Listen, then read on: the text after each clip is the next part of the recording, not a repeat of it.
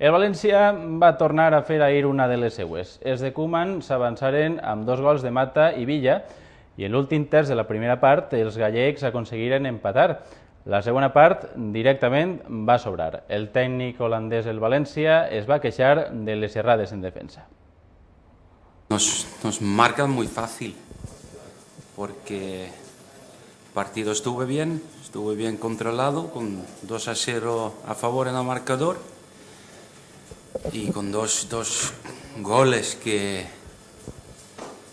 de poco llegada nos empatan un partido, y esto yo creo que es un reflejo del equipo de momento, porque ganando un partido en casa 2-0, yo creo que en 8 minutos, estamos hablando de 8 minutos antes del descanso, nos complicamos todo el partido, y a partir de ahí no hemos superado nuestro bajón. Tuvimos mucho control del partido, pero no hemos creado casi nada en la segunda parte.